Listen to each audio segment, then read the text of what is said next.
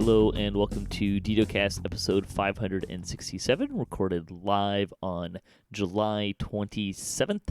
I'm your host, Patrick. With me this week, we have some returning guests. We have Voodu. Welcome back. Hey, everyone. It's been a little while. Yeah, it has. But not as long as Propane. Welcome back, sir. Thank you. Hello, everyone. Hope you're having a great day. Yeah, this should be a lot of fun.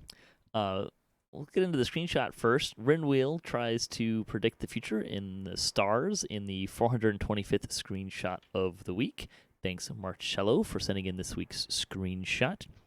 We like to talk about Dungeons & Dragons online nearly every weekend. You can catch us through Twitch, YouTube, the DDO forums, iTunes, or from our website, DDOCast.com. You can also follow us for that, our DDOCast.com with our calendar. Let's see. On the podcast this week, we've got some fun stuff. We're going to do the game and community news. Update 43 hit Lemania. We'll talk about that a little bit. But then we're going to really stretch that out as our topic. So this will be a little weird in the sense that we're going to talk about the news and the game news, and then we're going to come back to the news for the week, essentially, and kind of go on from there. So let's talk about game news. Update 43 hit Lemania for the first preview. Now, they called this a multi-patch update preview. And the reason why they did that was because as part of that, they were also previewing the new raid, Project Nemesis. I did not go on Lemania. I did not play with any of this stuff. But in any case, it was open from Wednesday it was open until Friday. So it was open for a little bit longer than I think they normally do. Although the raid, they had to close the raid because of a blocker. So that didn't get as much screen time as maybe I think they wanted it to. But what was in there? So there's some release notes. Again, we're going to kind of come back and cover this more in detail with a bunch of stuff. There were 3 new dungeons, which is half of the upcoming adventure pack. Which is, I believe, in Sharn, is my understanding. So we're getting 6 quests with Update 43. That's cool.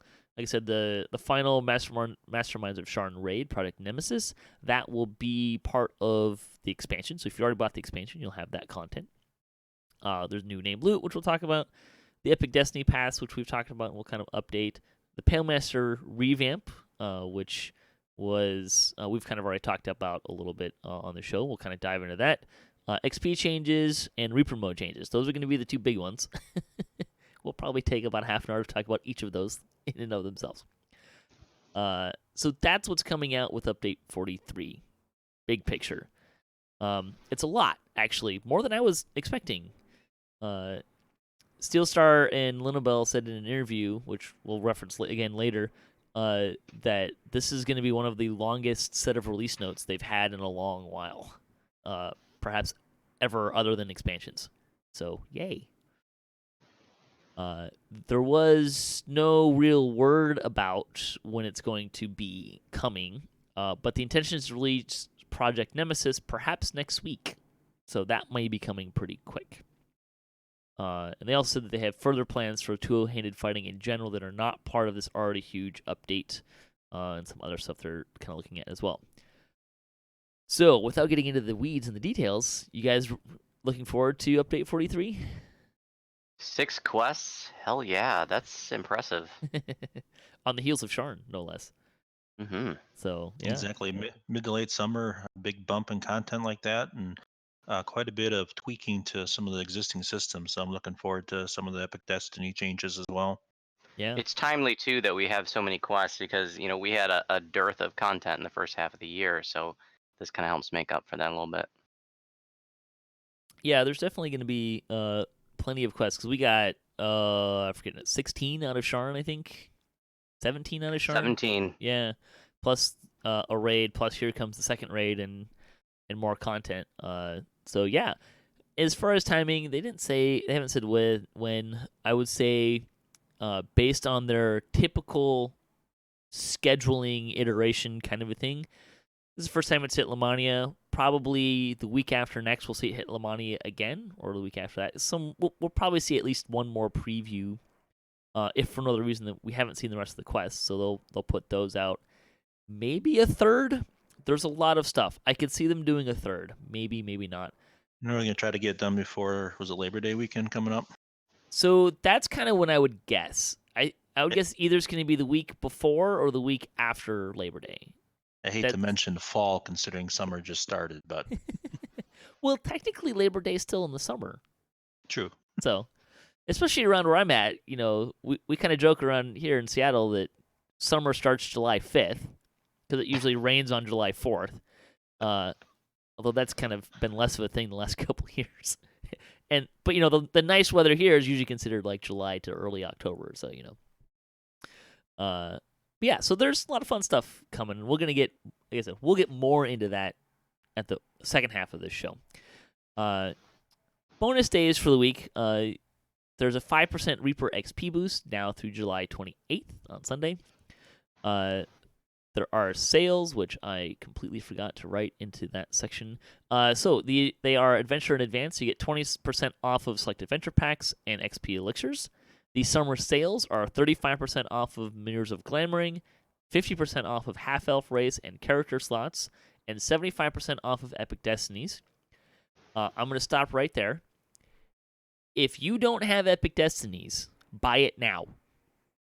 Period. Voodoo agrees with that. Yeah.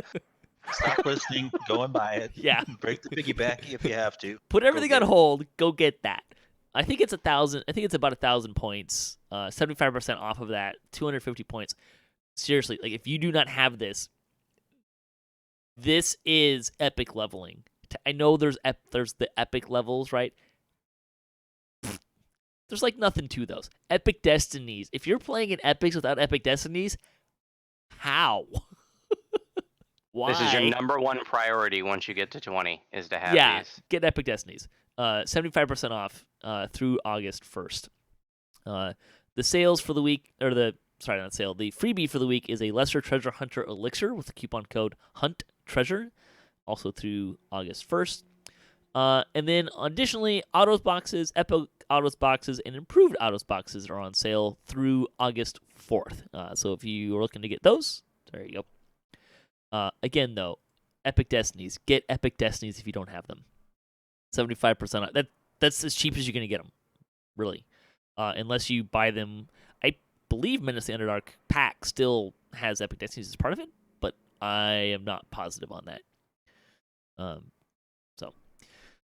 Okay. Community news. We'll get through this. DDO Chronicle 343. Community spotlights. Gen Con is this weekend. I believe it starts on Thursday, August 1st, but I'm not positive on that. In any case, on Friday, August 2nd, there is a Gen Con meetup. You do not need a ticket to go there. It's just at a bar. You don't even need to be 21 until 10 o'clock, which is technically when the thing ends anyways. But there you go. You can check out the forums if you want to find out more information on that. Let's see, Nimvind Dirge-Singer, he was on the show last week and is a guildmate of Voodoo. He started a video series about single weapon fighting and swashbucklers. Very fun. Which is kind of a useful one to know, too. Swashbuckler has kind of become the benchmark, as it were, for enhancement trees. That's kind of what they've been theoretically balancing everything to. It's not a perfect paradigm, but that's kind of the benchmark they've been coding for a while. The Munchkin Summer Games continues this weekend with Tower of Despair and Caught in the Web on Kyber.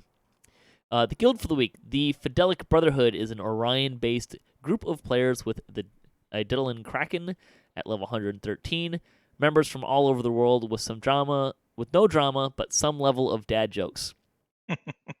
Love the dad jokes. Is that like they're level 5 in dad jokes, or like how many levels of dad jokes can you get? Anyways, get in touch with Magnifique in the game to learn more. The comment for the week: if you made a DDO dungeon, what would it be called? Nothing clever. That's for sure. I am terrible with dungeon. I'm terrible with names, just in general. My dungeons usually are the name only exists to differentiate it from me, less from my players. It literally had a dungeon named Dungeon of Lovers, and that was it. That was the name. So, do you guys have any clever DDO This dungeon comes to names? mind a walk in the park. That'd be good. It could be good. I'm gonna have to go with Spice World. Are there going to be 5 at the end of it? Would there be 5 succubi on like a stage dancing? You're gonna have to singing? wait and see. This is a spoiler free. All right, fan site news. DDOCast. We got a shout out for our episode last week talking about iconic lives with Nimbin, as we said. Continuing our past life prioritization. That should be done, a couple, maybe another month or two, we'll come out with the epic version. We'll wait at least till update 43, so we can talk about those new epic lives as well. But we'll be finishing that series up soon. DDO Players News is looking forward to Gen Con, the Damsels of DDO questing in Wayloon. Those meddling kids got to solve the secrets of the Salt Marsh. That was on D&D night. Axel continued his delve into inventory management tips. He had a part 2 of that series. He also just had a video on Update 43 Epic. I think it was XP changes, maybe Reaper changes. I'm not sure how much he covered, but he posted that yesterday as well. Shoemaker helped to edit the wiki in DDO Wiki Talk. DDO PL was in Heroic Argon Nessun. Alex and Lynn ran the pit.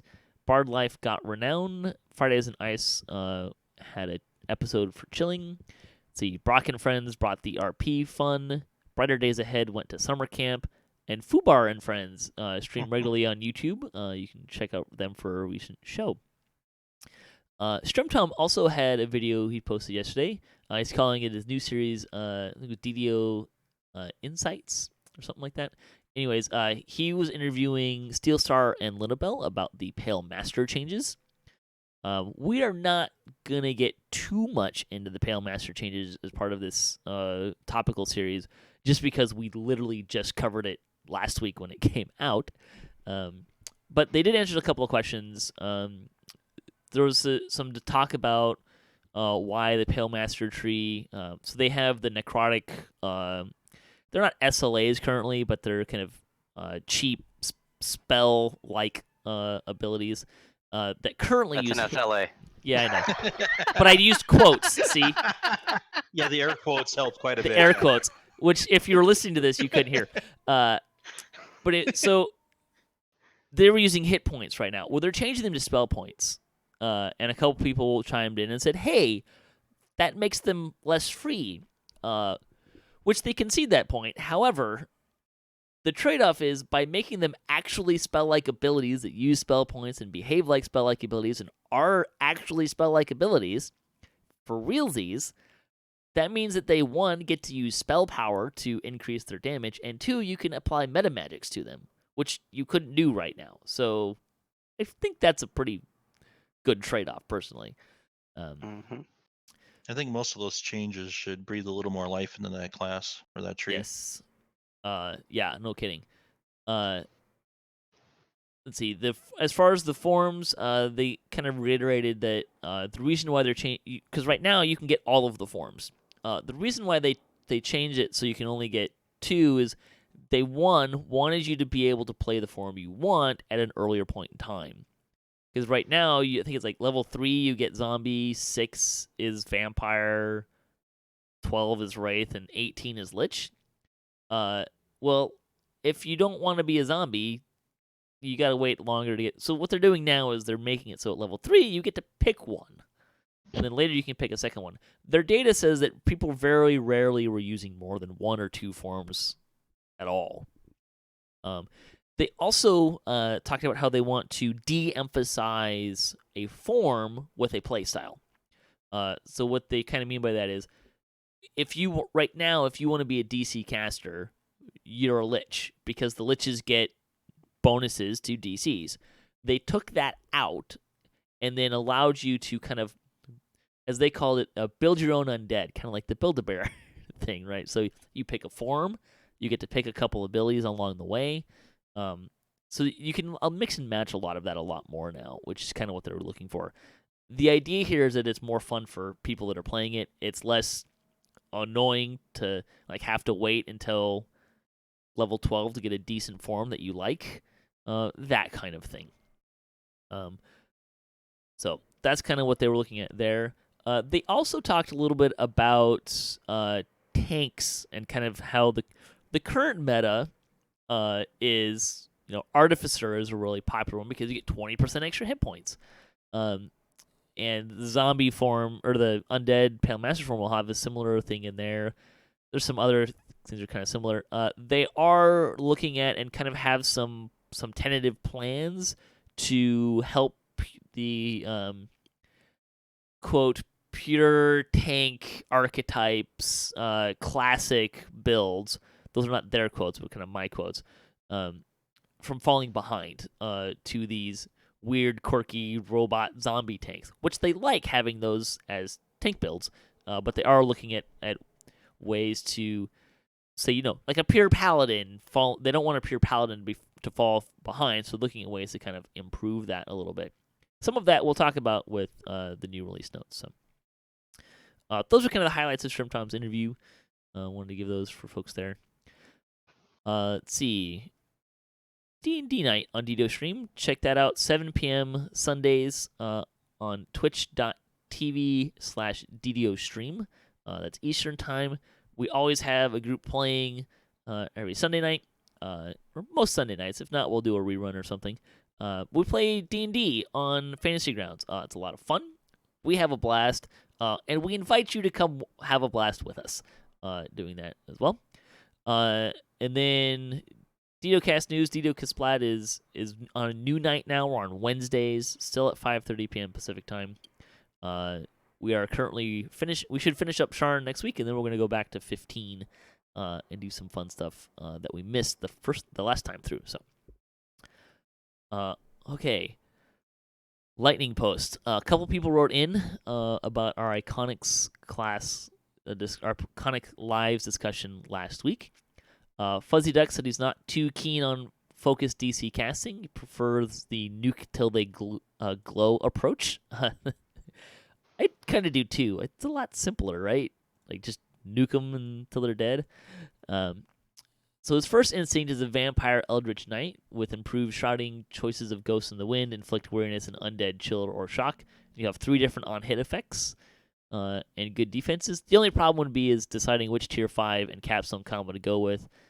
Main is Eldritch Knight would be better at outright combat and damage, whereas going Pell Master and the primary tree would have paralyzing attacks and greater death aura.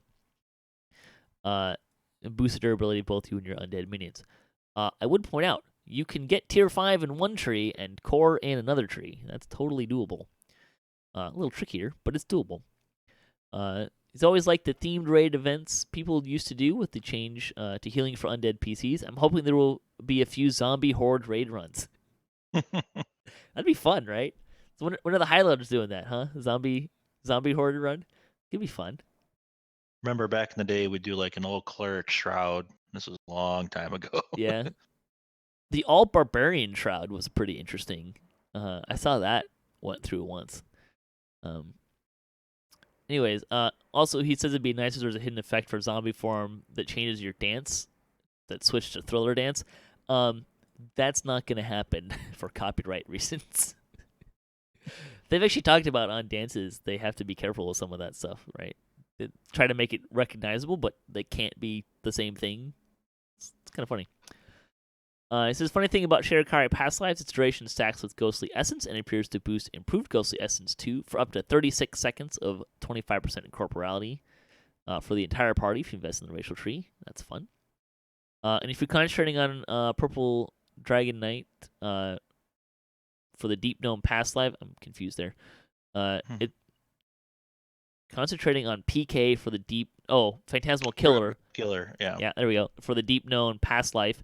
But it's just great if you're playing any intelligence-based build as Gnome of either flavor, since they'll make that easily accessible color spray SLA so much more effective, as well as the symbol of Stunning Dragon Mark. Good choices. Mark wrote in and said the Scourge Barbarian is his bread and butter. Healing Hands work during rage and is a Wisdom multiple. That's a game changer. I did not realize they work during raging. That's pretty slick. Also, stacking 5% double strike on all styles. And Healing Amp in the tree plus fort saves rounds out the Barbarian is often overlooked. It's a great way to go, for sure.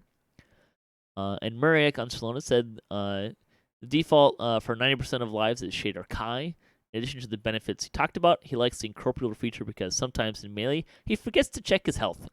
The Incorporeal, when it hits, reminds him to get out of melee or get a heal. It's a great point. Not necessarily happy with the new Destinies and race coming up. He's been working on triple everything, and have only just started making progress after the launch of the new lives. Sounds like they'll have much more to do by the end of the year. Yeah. I hate to break it to you. That number's never going to go down. It's only going up. Never ends. Yeah, right? There may be something behind that, right? Okay, so what we're going to do now is we're going to kind of open up our topic for the next couple of weeks. And what we're going to be looking at is Update 43 preview. In the past, we've kind of, I feel like, gone through some of these release notes a little fast. And there's a lot of stuff here, and some of them are huge game changers. So rather than kind of like gloss over them, we're going to really break some of this down. So for this episode, we probably won't get past the release notes. In future weeks, we will kind of really dive into some of the bigger changes. Of course, if you're listening live, you can get all of it at once. Congratulations. So let's jump into some. We're going to go through the release notes. We've already mentioned the quests and stuff. Unless there's anything you guys want to say about the new quest that we haven't said, we'll just jump into the release notes. I'm good. All right. Good to go.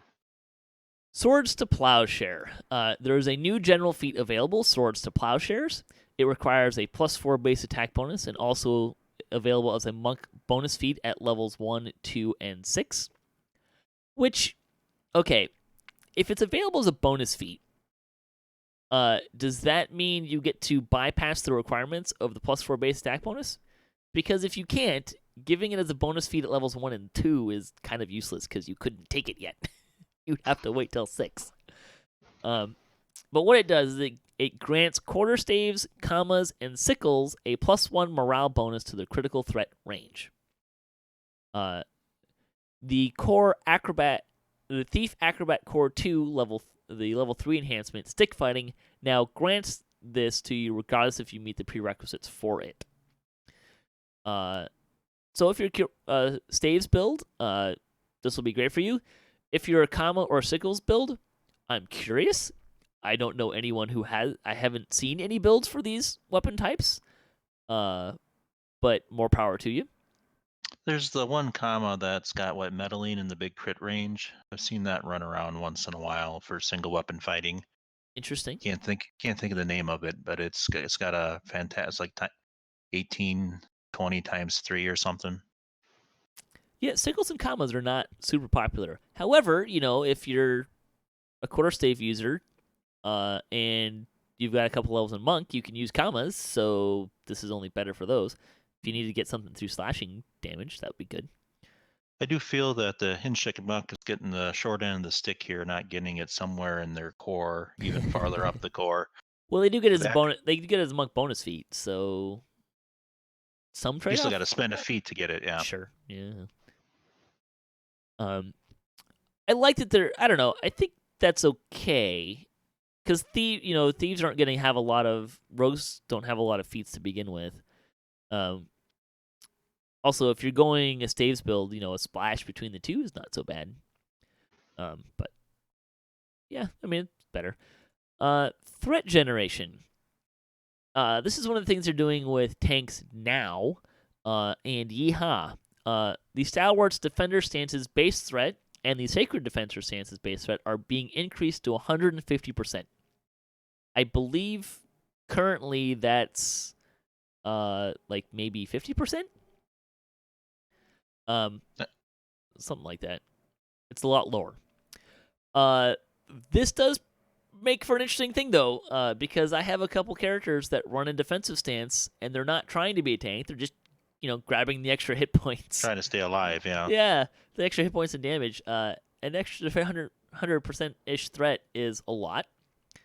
It'll probably be okay. I mean, if the tanks are getting it, it should be a net break even if your DPS and tanks get the same threat at the stance. But if your DPS and tanks are running at the same threat, then the DPS is going to pull aggro. Yeah. We'll see. Look, I'm pretty sure this is going to be better in the long run, but I'm a little wary about some of this too. However, the Stalwart Defender inciting defense and Sacred Defender inciting defense now add 150%, 300%, and 450% bonus to threat generation. For the Stalwart Defender, it's competence. For the Sacred Defender, it's sacred. Which is interesting because they have other abilities in their tree that provide sacred boost to threat range, so I'm not really sure if that's supposed to be that way. That's a lot more threat. It's a lot more threat. But the defensive stances currently are 50%. And what you're looking at with what they're talking about here, currently it's a 50, 100, and 150% sacred bonus. So these numbers are all tripling across the board. That's a lot of extra defense, right? So, yeah, the thing that's weird about that is, so the inciting defense for the Sacred Defender is like it adds a sacred bonus to those only provided to melee generation. They also have an ability in their core that all it does is that you gain temporary hit points equal to cruiser score and a 200% sacred bonus to threat generation for 60 seconds, which is all threat generation, but it feels like those two should not be on the same channel. But threatening countenance and from Stalwart Defender will now add 60%, 120%, or 180% to melee threat generation. And Nature's Protector's Fierce Defense will also add 150, 300, 450 competence bonus to melee threat generation. So basically, tanks, especially these pure tank builds, right, are going to get way more threat generation. Looking up the last one I read, but like they're all getting about triple their current threat generation. So it'd be nice if the Nature's Protector did for spells too, because that's from the Druid tree, and Druids obviously can throw spells. I mean, if you're a bear, not a beer. Even if you're a bear, you can throw spells. Sure, I believe it is currently it's currently melee generation. Yeah, it is currently melee threat. It currently doesn't have spell threat, and that's consistent with all of those defensive stances, right? They're all melee threat generation. I feel like the Druid one should be for spells too. I mean, I don't use it anyways. I'm in bear form, but I just in any event. I think they have some spells that do. Aren't there some bear spells that like do some threat generation too? I think so. Yeah, but I'm not sure. I never played a bear. We might get another guy in here later who, if he makes it, we'll talk to him because I know he's running a bear tank right now. So there you go. So there's some threat generation. It's one of the things we're trying to look at with tanks. A lot of extra threat generation, so that's pretty cool. This is something I think that has been needed for a long time, just from the standpoint that there are definitely the amount of damage that builds can put out right now long ago past what tanks can generate from threat generation. Like, it's far and away different. I mean, with the Intimidate timer coming back to, 6 seconds, but there's some stuff that can't be intimidated, so now you have a chance to hold some other thing, all the mobs instead of just some of them.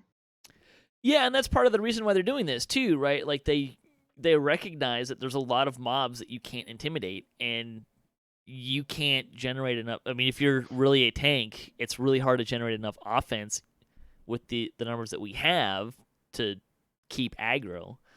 By the way, if you didn't know, if you intimidate, I think you have to have a shield, but if you intimidate, whether or not it's successful, you get a boost to generation as well, threat generation as well. So, all right, the new epic past lives. Nothing has changed here from what we've heard before. The arcane past life new past life stance is +3 MRR. The divine one is +5 positive, negative, and repair healing amplification. They should have increased that. More than +5. Yeah. I could It's see same that. as a paladin life, It's right? +15. It's not terrible. It's been +10 per stack. It's to all of them. But And most that's people not only benefit from one of them, though. Yeah. true. But when they released this, when they said this in the first place, though, right? Like, oh yay, +5 negative or +15 negative healing. That's the only kind of healing you can get if you're using it. But now you can get positive healing from that too. So, yay. There's ways to get more than one though, and it doesn't have to be tied to your race, right, or your abilities, because Renegade Master Makers can make you repairable. So, let's see. The Martial Sphere Ancient Tactics is +2 to Tactics DCs and +1 to Assassinate DCs per stack.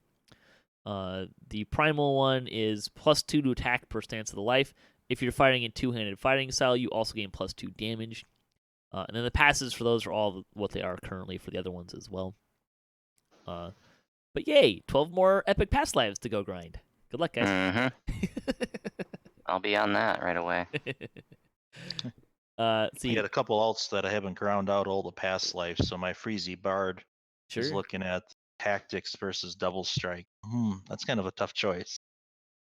The thing that I really like here is that it really feels like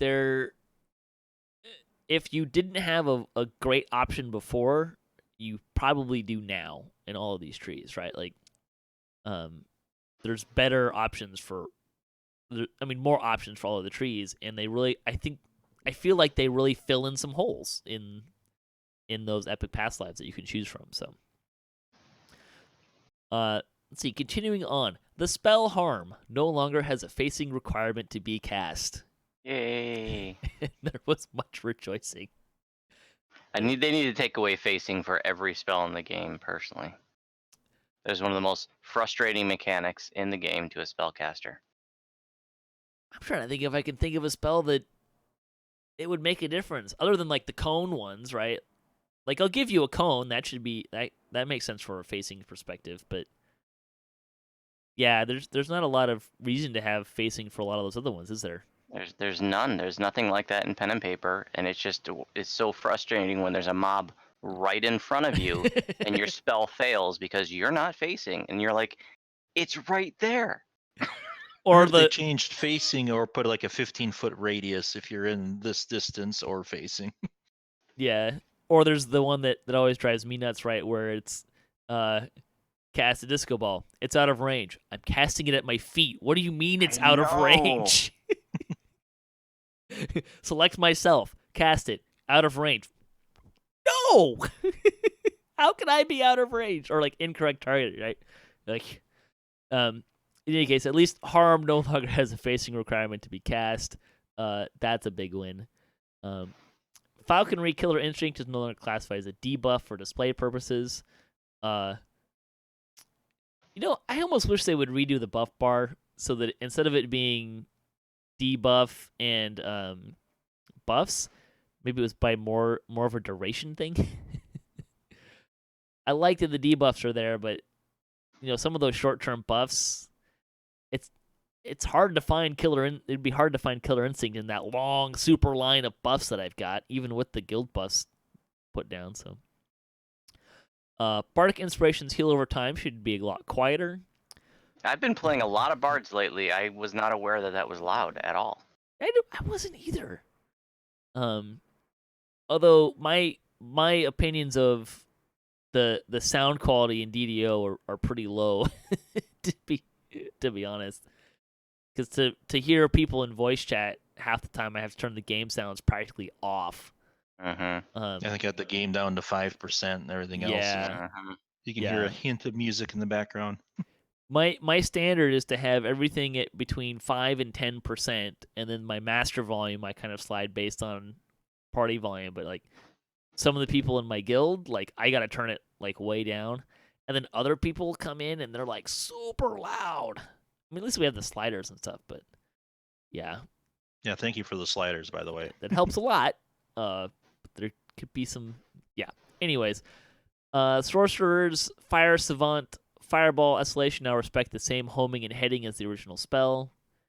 They fixed the tooltip for the 4th core of Nature's Warrior to reflect that the bonus it grants is a +1 competence bonus to critical multiplier.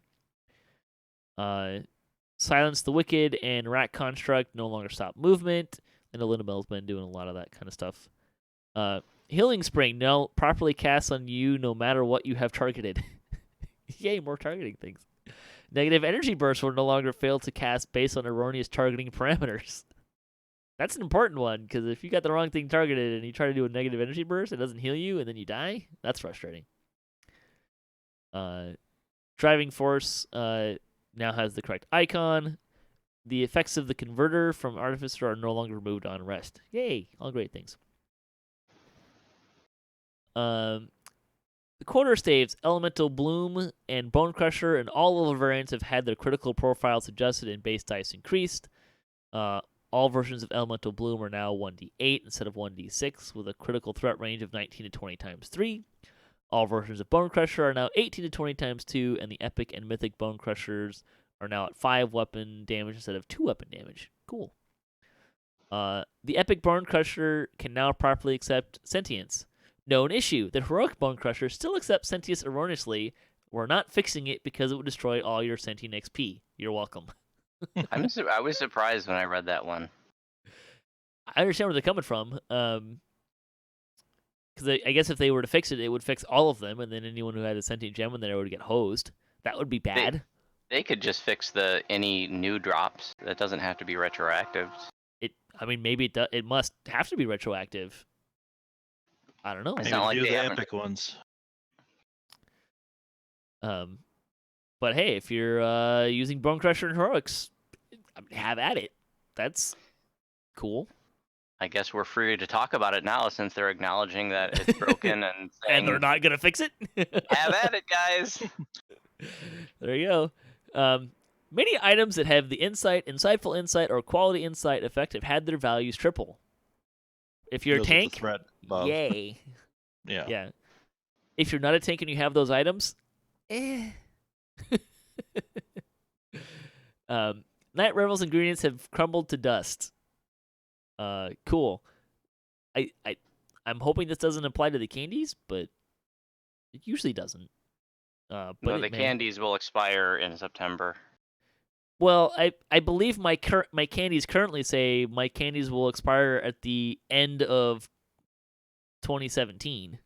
Yeah, they do. But last year they did it like in September. Yeah. They'll expire, and then you just get them again in October. But it's still kind of funny. Like the new ones that you got in 2018 still say they'll expire at the end of 2017. Oops. Mm-hmm. The Epic Purifying Quiver should now keep better track of bludgeoning ammunition. Shattered Device and Shards of Mechanus filigree sets now work properly unranged. Korkaz runes are properly pluralized, as are totems and talismans from the Vistani. Reaper bonuses on goggles now function correctly. That's always good. I didn't know they weren't functioning correctly. Of course, now I'm wondering, do I have any Reaper bonuses on goggles? Fetters for the Forge Wraith should now display their custom visual effects while glamored. That's great. Dissolvers for Can's crafting no longer reference dissolve effects. I don't even know what that means. I think that's basically one of those things that they submit their changes and they kind of put all of them in, or generally almost all of them in, to the release notes. It's like a background programming texty kind of a thing, I believe. It's the basic idea. Let's see. Monsters. Here's a fun one. Bane DR has been removed from all elementals. Yay. They have instead been given 20% resistance to slash, pierce, and blunt. That's a lot better. Basically, I think what that's saying there is that if you weren't doing Bane damage, the damage was being reduced.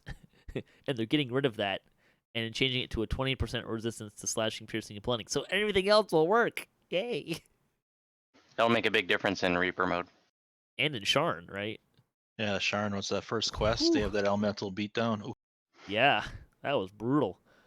Drone Marchers have had their appearances tweaked. Dragonborn enemies should now more easily reach and attack players that run from them. Now, wait a minute. I want to stop you right there. Okay. So when I read that, I was like, where are their Dragonborn enemies?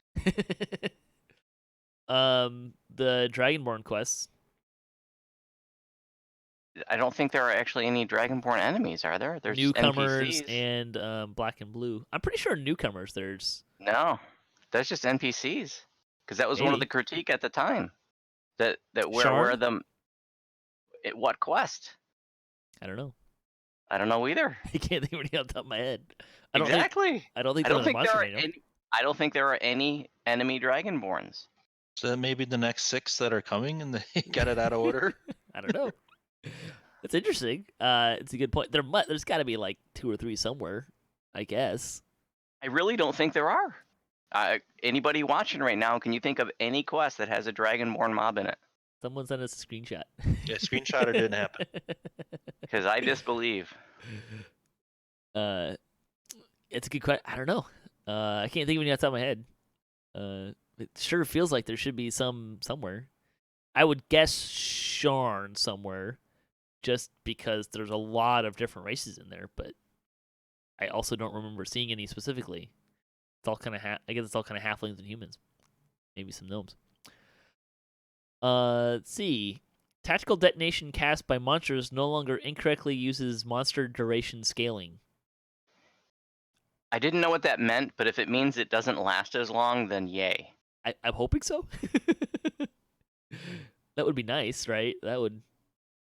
That thing lasts forever. Holy I cow! know. So frustrating.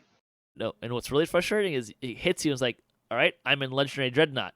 Hit the thing that gets rid of it. Get up. Tactical detonation. I'm down again. Harper Pid. It Get seemed back to up. land Go a back second down. one. As soon as you get back up, bam, there's another one. Yeah, they can. Or even if you're immune to knockdown, you still get knocked down. Did they change that? I don't know if they changed it for tactical I detonation. thought they changed it honestly. the last time Maybe around. They did. There's Oh. still a lot of stuff. That's just a. Yeah, sore point Steel with me. Star has actually going down that rabbit trail a little bit. Steel Star has acknowledged that as poor messaging, and that one of the things he's trying to do is to be better about having those effects that do bypass knockdown say that they bypass knockdown, and to get the stuff that prevents knockdown to say that except for really special attacks. So Steel Star at least is really championing a better messaging when it comes to that. So that's Like good. the new raid boss too hot to handle. Like Yep. when you're tanking, like all you can do is get knocked down. You can't generate hate when you're knocked down. You can't heal yourself. You can't do anything. It's so stupid. And he'll chain that attack too. That's really annoying. Let's see. Quests. The Grotto. The swim section of the tutorial has been altered to be more easily navigated for new players. And no refunds. They fix the stuck spot. I'm gonna move that so we don't forget to talk about it later. The launcher will now dynamically update your position in line if you are in a login queue. Anyone ever actually been in line? I mean, briefly. I don't think I've Only when they're having server issues. That's my sign there's something wrong with the game when it says you're in line. But I'm VIP, so you get like priority. So I'm thinking maybe non-VIP folks Yeah, same see here. something, see that. maybe. I mean, that'd be cool if that was a problem. I haven't seen it. Well, would it be cool? I don't know. You kind of want to find that magical balance, right? Where you're rarely, if ever, in that point, but you're almost to that point. That's where the server's population would want to be. But see, the launcher will no longer bounce you between multiple login queues at random. New splash screens are now checked and downloaded if needed in parallel instead of one at a time. Although I haven't really ever found that to be that long, but sure. There's a new UI option. In Options, UI Options, hide guild renown chat feedback. It will hide your guild chat feedback whenever you earn renown. Does not affect earning renown, only your viewing of it. Sure. Thank you. Because when you kill Ma, it's constant. Like you gain 5 renown, you gain 5 renown. Like it's ridiculous. So it's a good. I'm glad they did this. Yeah, I'm okay with that. Let's see, although it would be kind of nice, I think, if they could make it so that you could hide it in specific chat windows. So maybe if you wanted, if like your guild chat window, you could leave it populating there if you wanted to check or something like that. But let's see, entering an airship via any airship tower no longer brings up a dialog box to confirm that you'd like to enter. Instead, it will just teleport you directly. Key part here, via an airship tower. It will still be true for the beacons, to prevent griefing. Good catch. The assumption here is that if you're at a tower, then you presumably want to get on board an airship. And if you're at a tower going on board the wrong airship, not that big of a deal. If you were in a quest, then that would be a bigger deal. The Portal UI difficulty. When selecting Reaper difficulty, the hard and elite streak hover overs now appear to glow when you are eligible for them. Cool. Just better messaging there, I think, is kind of what they're going for. So those are kind of the bulk of the release notes. I think we've got some time. Let's talk about. Do you guys have anything you want to say more about Pale Master changes? I know we're kind of glossing over it because we literally talked about it last week. But if you guys want to talk about the changes, feel free. I just want Pale Masters to know that I'm happy for them. And I might actually play one now because it seems a little more flexible. I didn't like how rigid the old system was, and just like the idea of being able to, like I said, build your own. So I may try one now.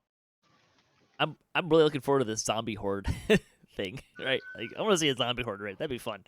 Everyone's undead. The thing I think is most interesting about the changes is animate ally. Like it turns you into a zombie, but it doesn't try to kill you at the same time. So you just stay in zombie form. Could be a lot of fun. We'll see how that kind of works, right? There's going to be groups that, as a tactic, when the tank dies, they bring them back as undead. Could be interesting. There's not a lot of things that helps prevent, but there are some. Okay, Epic Destiny changes.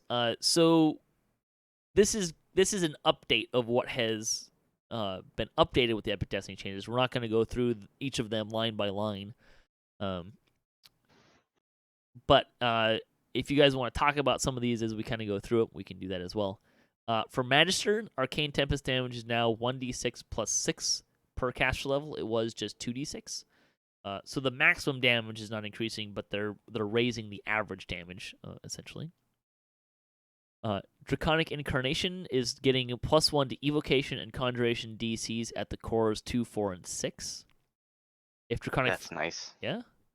If Draconic Fury is active, you also gain 10% chance that you'll gain a racial bonus to temporary hit points equal to 10, plus double your epic level for 10 seconds.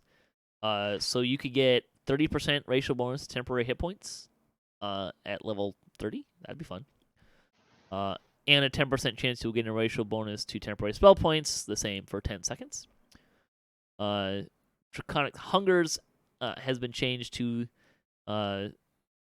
once per second when you cast a spell, there's a 5% chance you'll gain an enhancement bonus to temporary hit points equal to 10 plus double your epic level, and a 5% chance for the same for temporary spell points as well. For Fate Singer, so they made some additional changes here. Music of the Spider Queen's duration now matches Bard Song durations. Dirge's DC is now D20 plus Perform. It's supposed to be like it's rolling randomly, or is it supposed to say 20 plus Perform? That's kind of weird. Aria's threat reduction is now 20, 40, 60. Siren Song and Quarter Disruption damage take effect even if the Mesmerize doesn't land, like on bosses. Bounds of Fate's DC is now, again, D20 plus Perform. It's a weird way of writing that. Perform skill, right? Yeah, the Perform skill. But it's the D20 that's throwing me off here, because is the DC randomized off of a D20? Or is it just supposed to be D20 plus? I think there's some others that are like that. Yeah, like the perform ability. It's for Fascinate, isn't it? 1d20 plus your perform skill. So it's kind of standardizing the DC there, I think. Maybe. Or is it? It's just making a perform check, as it were. That makes a little bit more sense. Bounce Fate's immobilization now actually immobilizes faster creatures, lasts slightly longer, and has a 1-minute cooldown. The improved Turn of the Tide is no longer Bard Song. It has a 3-minute cooldown. The sonic and light damage now applies to bosses. Yay! That's great. Let's see. Commanding Presence hate was tripled out of Unyielding Sentinel, like everything else. That applies to everything, I believe. Yes, it does. So, there you go, Mr. Druid. Yes. Fire. I use that for my druid tank. Fire or water tank, whatever one is. Water. Stand Against the Tides, extra hate is jumping to 60% per stack. So 300% at full. It was 100%. So, again, tripling. Exalted Angels. Soundburst SLA now has a targeting parameters matching the original spell. Mass Cure Wounds can now be targeted on undead. The Ascendant Transformation now has somewhat less blinding visual effects. The Endless Face no longer requires Radiant Power and or Healing Power. That's great. It needed both. That was to get 3 levels in Endless Faith. You had to get all 3 levels of Radiant Power and Healing Power. So they're Pretty expensive before. Yeah, it was. Now it's just 3. That's great. See, Divine Crusader. The R of Purification should now work on more than one target at a time. Strike Down can be used while moving. Celestial Champions, Double Strike and Double Shot. So what they originally were going to change it to Sacred, which meant it didn't stack with some things. Now instead what they're going to do is they're going to make it melee and range power +1 per stack. That's a great change for a couple reasons. One, if you were already if you went over 100% Double Strike, it didn't give you any benefit. But there is no cap to melee and range power. It's also not going to stack. I don't know of any sacred bonuses to melee and range power.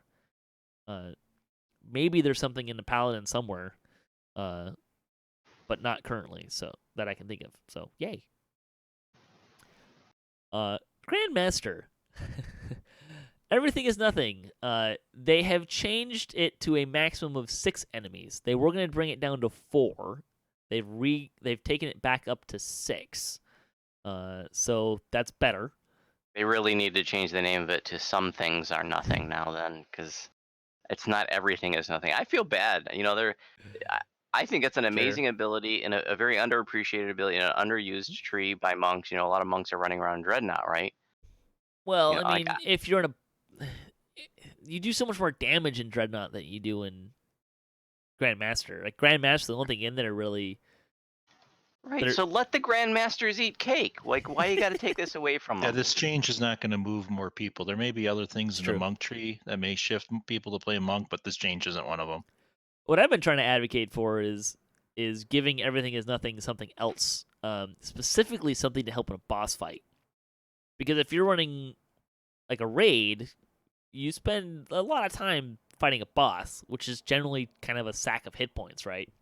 So having something that helps there, I think would be pretty beneficial, right? So that you would have a reason to use this ability more often, not just to clear some trash. But the trash clearing is valuable in a raid. I mean, I think in killing time, when there's trash, too hot to handle. When there's constant trash in those raids, Sure. Let's see. Dreadnought Combat Brute's helplessness damage is now 20%. I think. I'm not sure if that's a boost up or down. I don't remember.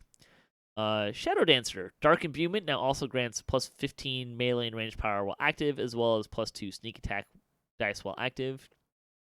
Dark Imbuement's Unholy Damage now scales with 200% melee or range power. The Ranged Explosion Unholy Damage now scales with range power. And the last score of Shadow Dancer now passively grants plus 2 to assassinate DCs. Great. It's a nice touch. Yeah. That probably is enough to kind of tip my rogue into wanting to be in Shadow Dancer as opposed to Dreadnought, but we'll see. Fury of the Wild, there's a new Tier 6 ability, Bloodbath, that doubles your vorpal threat range while you're two-handed fighting. That's fun. Primal Avatar gets +1 evocation and transmutation DCs at the cores 2, 4, and 6. So that's pretty good. The Tsunami now uses a bigger and better detect effects and has similar effects similar to Cold Breath. Shirati, the cores of Shirati Champion now each grant +10 range power. It was +4. The Horizon Shot is now Hunt's End and has a 24-second cooldown. Let's see. Destiny spell abilities. So there is an issue kind of with the DCs and a lot of these trees. Essentially that they don't scale up high enough to be effective. They do know about it. They are aware of it, but it's currently outside the scope of this change, and they don't have an ETA for fixing it. So there you go. All right, there's the Epic Destiny change. Anything you guys want to say about that before we wrap up for this week? Just thinking the Shadow Dancer one with all the charges and stuff, I hardly ever used it. It was just too cluttersome. I So could I'm never get it to work. I'm looking forward to now just picking some stuff and giving it a try. I'm looking forward to playing my Druid caster in Primal Avatar, since there's we're doing away with all those counters, and Tsunami is going to be better, and you got evocation DCs. I think it should be neat. I used to run in that when that first came out, when that Epic Destiny first came out. I ran in it for a while. Yeah, I other than Grandmaster and Dreadnought, I think every single one of these trees, maybe Exalted Angel, every one of these trees gets better. So I was gonna say, for those who are still filling out their Epic Destiny trees, or for the alts that are going through it, I think there's more meaningful power in the lower levels of the tree, so it'd be a little less painful growing through these trees the first time. Yeah, I agree. All right, so what we're gonna close out for this week. If you're listening to us live again, we're gonna keep going and get into some of the more juicy stuff, which you can catch next week for those listening to the show and podcast. So thanks for listening to us. Again, next time we'll be on XP changes for our topic. If you'd like to support the show, you can hit us up on Patreon or on DDOCast.com. You can also find show notes, past shows, and more on our website. And you can find us on social media and follow us for latest cast updates. I'm at DDOCast on Twitter. That's the best place. If you'd like to join the discussion, or you can leave a comment, or you can email us at ddocast@gmail.com. So until next time, may all your attack rolls be crits, all your chests level appropriate, have fun, and don't forget to gather for buffs.